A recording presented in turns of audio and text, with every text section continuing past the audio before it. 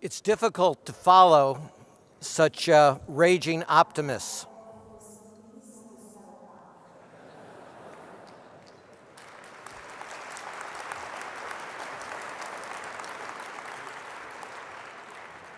But I can assure you, it's actually far worse than they say.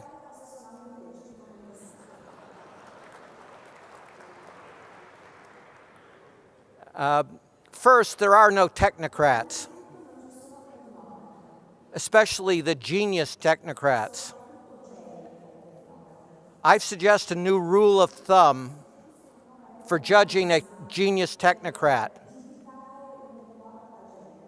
They have to be right at least 2 out of 10 times. And there's not a single economist in Europe who calls himself a technocrat that could do the equivalent of making 2 penalty kicks out of 10.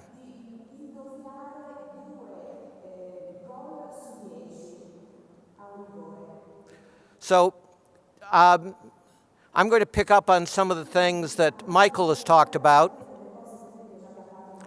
He quoted Balzac's famous phrase that behind every great fortune lies a great scandal. And I'm going to explain how that works. So you will now learn how to steal 10 billion euros.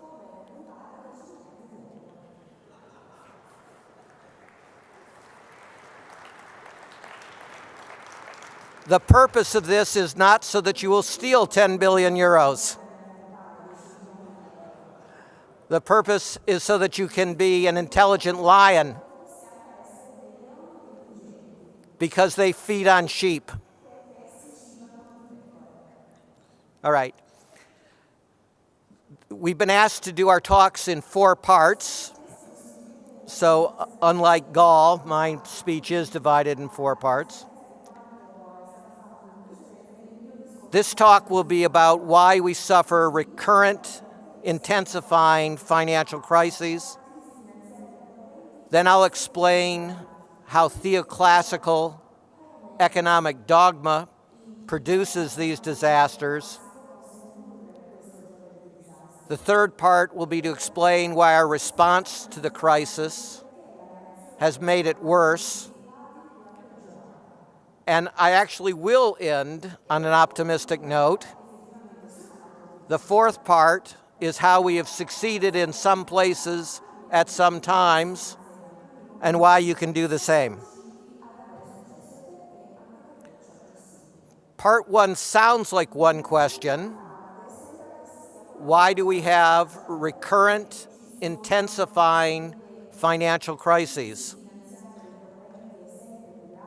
But it's really 2 questions. The first one asks, what is the cause of these crises? The second one says, well, wait a minute, we keep on suffering crises. Why don't we learn the right lessons from these crises? So part 1 will focus on what caused the crises. Part 2 will focus on why ideology prevents us from learning the right lessons.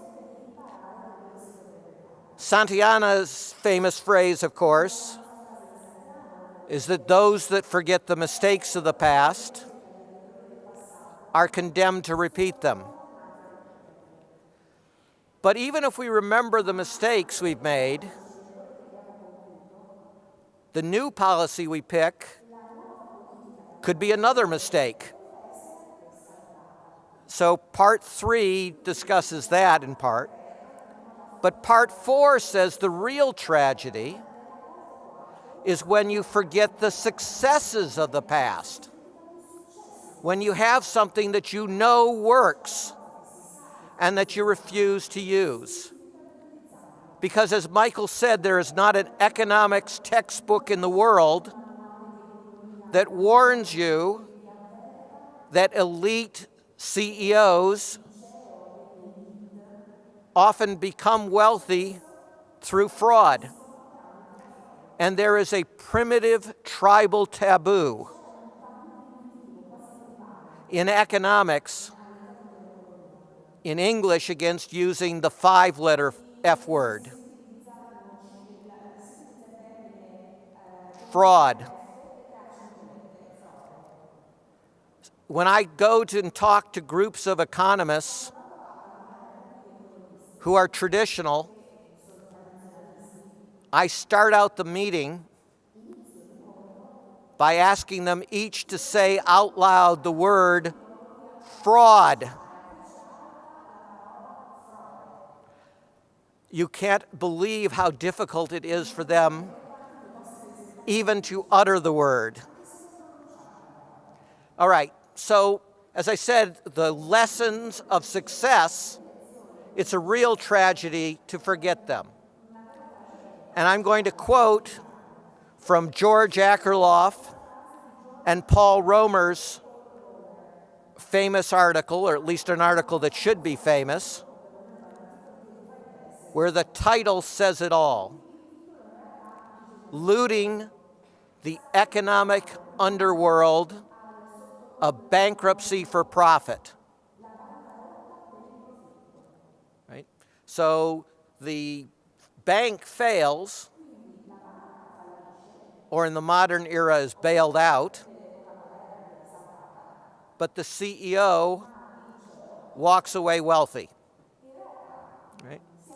And this is what Akerlof and Romer wrote about 20 years ago.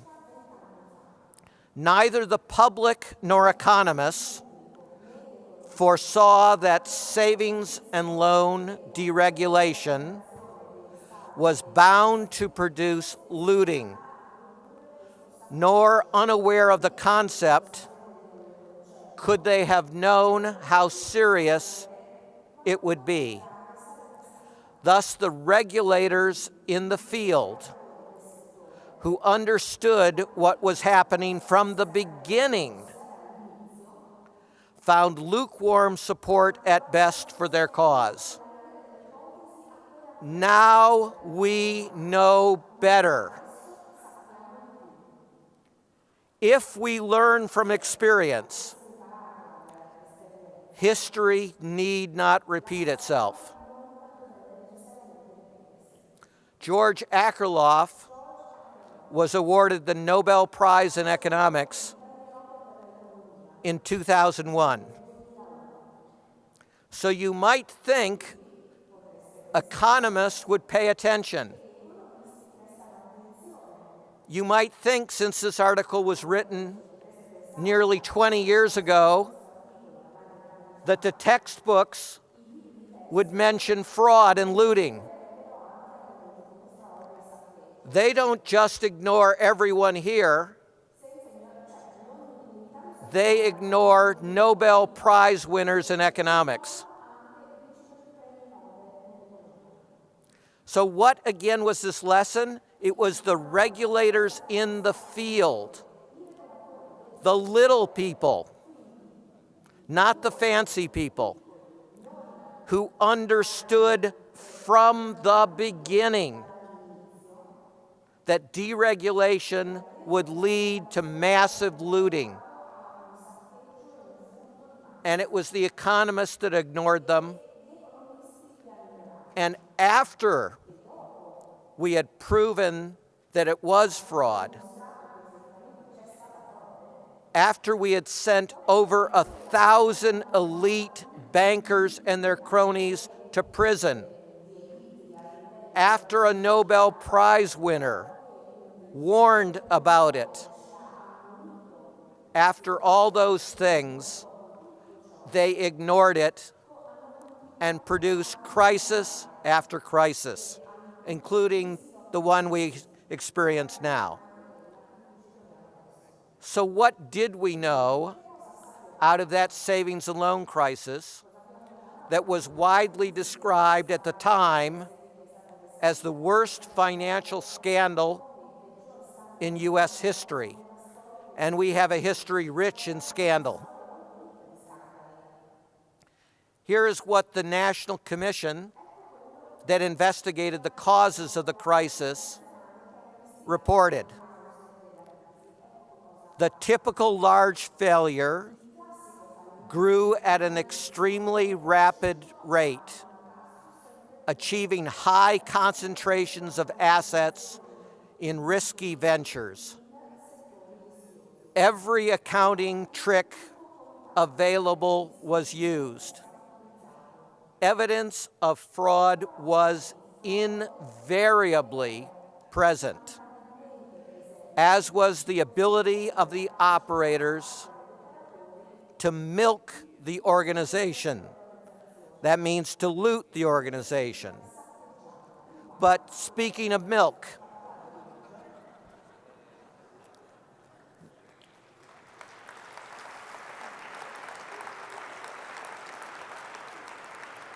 the frauds I'm describing are in no way limited to the United States. They exist in every country, and they are common enough to explain, and they are old enough to explain what Balzac was saying. Because many of the wealthy become rich through precisely the scandals, the fraud I will describe. In criminology, we call them financial super predators when we're being lyrical. When we're writing journals, we call them control frauds, which is boring. Control fraud occurs when the person who controls a seemingly legitimate entity, like Parmalat, uses it as a weapon to defraud. And they can often use this weapon with impunity. In finance, accounting is the weapon of choice. And these accounting frauds cause greater losses than all other property crimes combined. Yet economics, again, never talks about it. Worse, when many of these frauds occur in the same area, they hyperinflate financial bubbles, which is what causes financial crises and mass unemployment. It makes the CEOs wealthy, produces Balzac scandals, and destroys democracy. In criminology, we talk about criminogenic environments. Long words, simple concept. When the incentives are extremely perverse, you will get widespread fraud.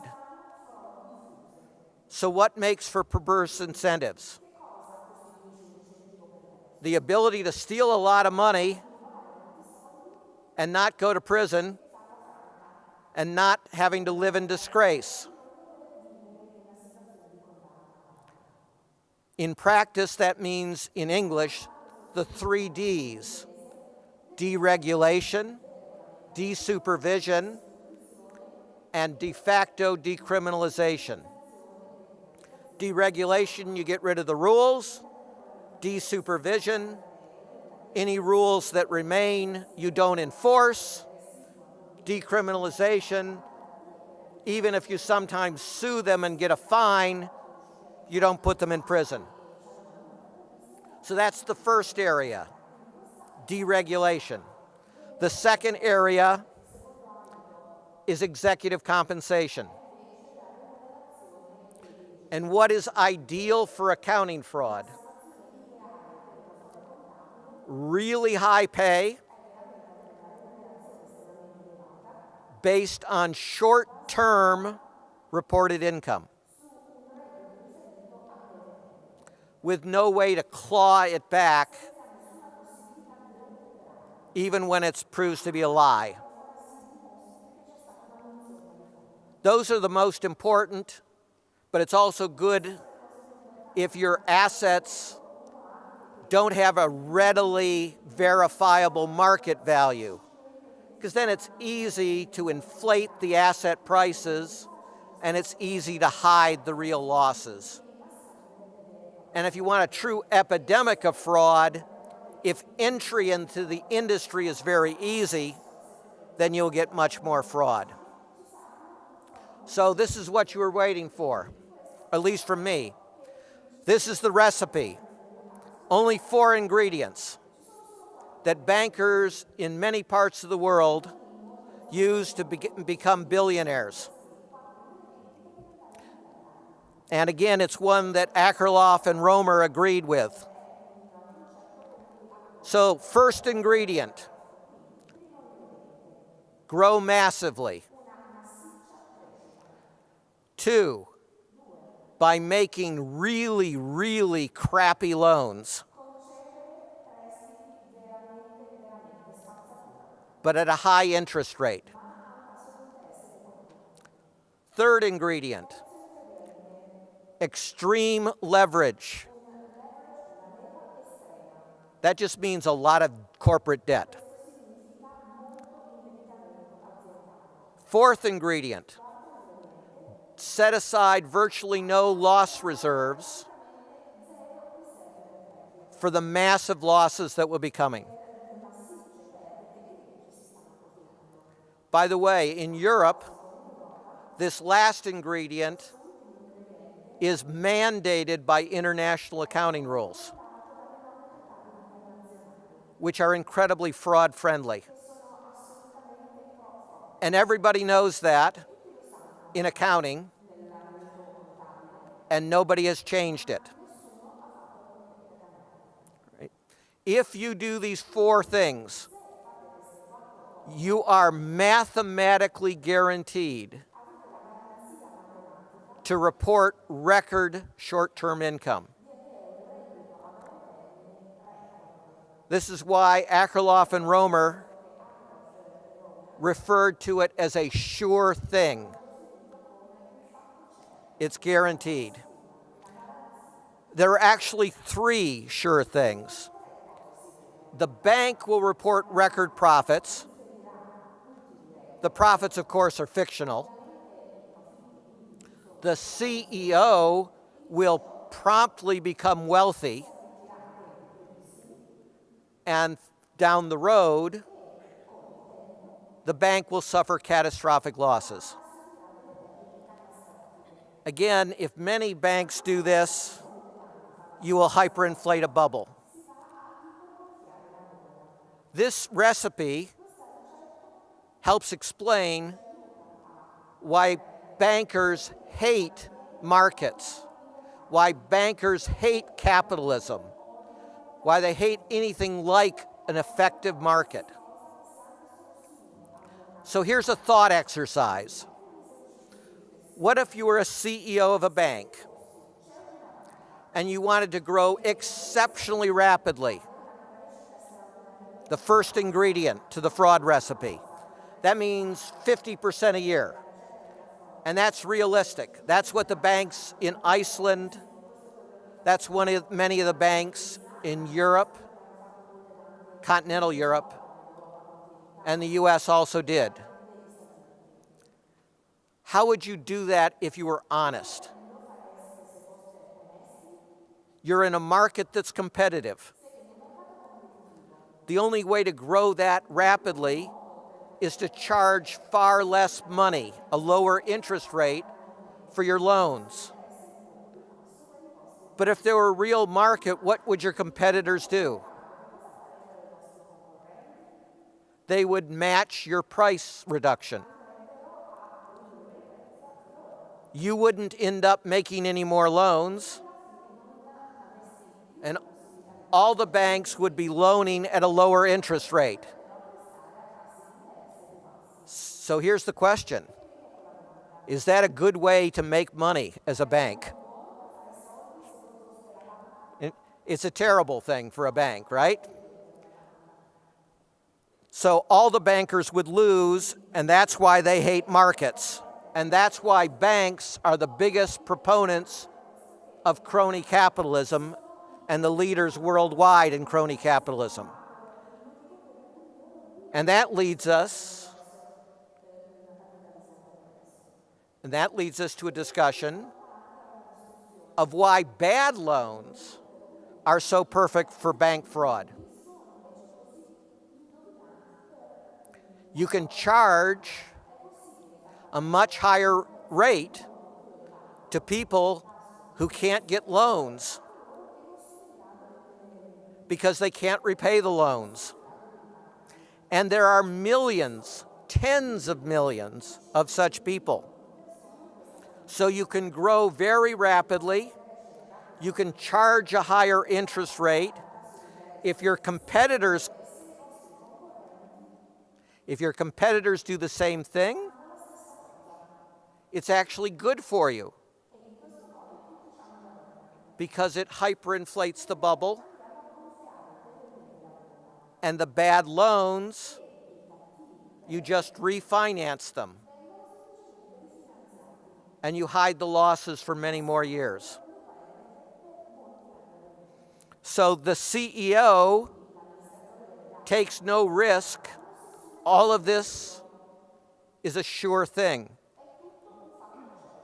And here's the key question.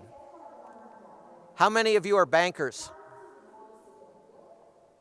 Not many, right? How much brains does it take to make a bad loan? I think we could all do that. So all the mediocre bankers have no way to make money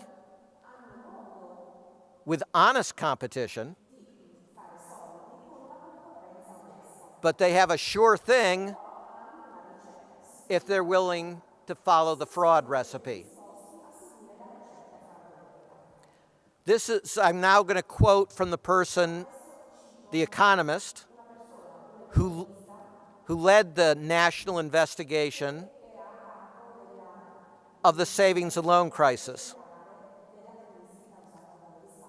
And he called this dynamic I've just explained the ultimate perverse incentive. So this is what he said. Accounting abuses also provided the ultimate perverse incentive. It paid to seek out bad loans because only those who had no intention of repaying would be willing to offer the high loan fees and interest required for the best looting. It was rational for operators, that's CEOs, to drive their banks ever deeper into insolvency as they looted them. That is how crazy a world that theoclassical economics has built, where the best way, the surest way to become wealthy as a bank CEO is to make the worst possible loans. And to make so many bad loans, they have to gut the underwriting process. Underwriting is what an honest bank does to make sure that it's going to get repaid. But if you want to make bad loans, you have to get rid of your effective underwriting. So this is the key. If you get rid of underwriting, we already established you're not bankers. So Imagine all of you run competent, honest bank, and you do underwriting, and you can tell high risk and low risk borrowers. Low risk borrowers, you charge 10%. High risk borrowers, you charge 20%. I run Bill's incompetent bank. I can't tell risk. So I charge everybody 15%. Which borrowers come to me? Only the absolute worst borrowers. No good borrower would come because they could borrow at your bank at 10%. So this is not like a usual risk. In economics, we call this adverse selection. And it means that a bank that makes loans this way must lose vast amounts of money. No honest banker would operate this way. And the banks that engage in these frauds also create criminogenic environments themselves to recruit fraud allies. For example, the people that value homes. If they won't inflate the value, the dishonest banks won't use them. Do they need to corrupt every person that values homes? No. 5% of the profession would be fine. They just send all their business to the corrupt. We call them appraisers in America. And this is called a Gresham's dynamic. And it means that cheaters prosper and bad ethics drives good ethics out of the marketplace. Well, what about compensation? In America, the largest corporations, the largest 100, created a group to lobby called the Business Roundtable. And you remember our Enron era frauds, early 2000s? Well, they got embarrassed. And so they appointed a task force to look at the frauds. And they named a particular CEO as head of their task force. And he was asked by Business Week, why do we have all these frauds? This is the answer he gave. Don't just say, if you hit this revenue number, your bonus is going to be this. It sets up an incentive that's overwhelming. You wave enough money in front of people, and good people will do bad things. And that was Franklin Raines, the head of Fannie Mae, which is now insolvent by about $500 billion. How did Frank Raines know about this perverse incentive?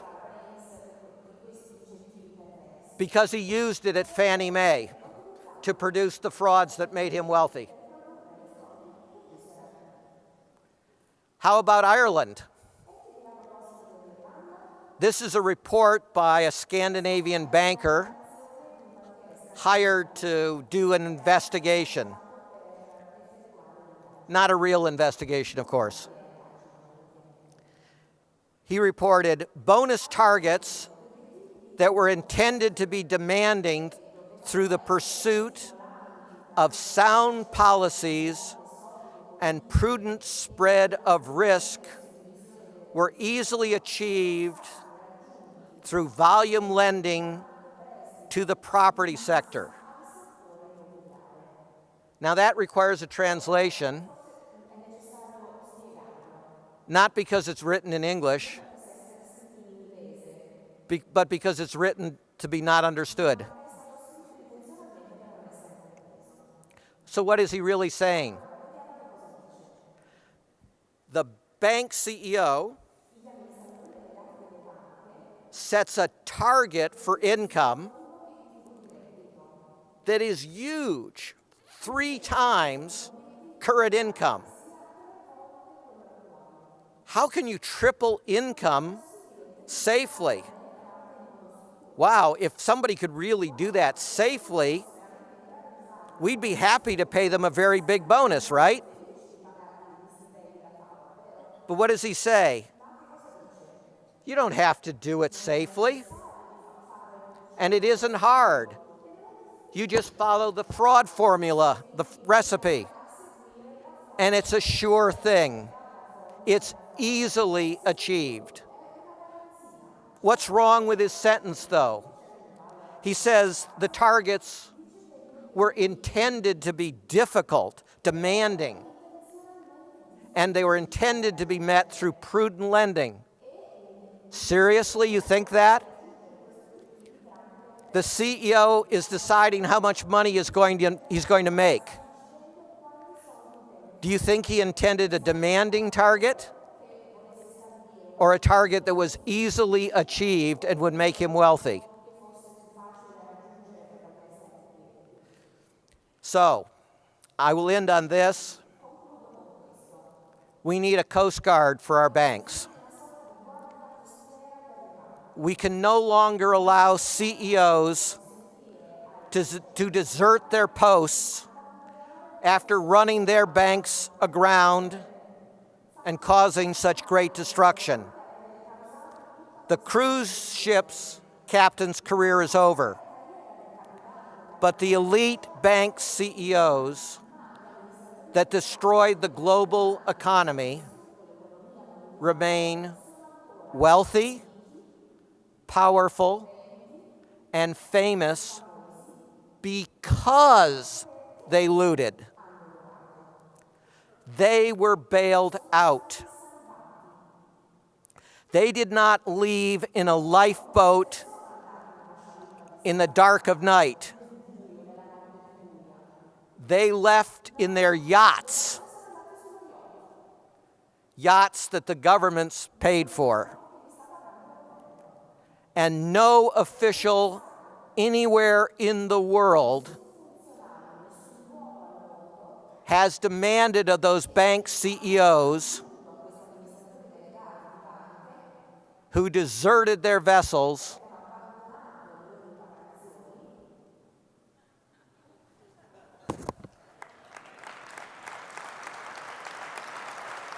Grazie.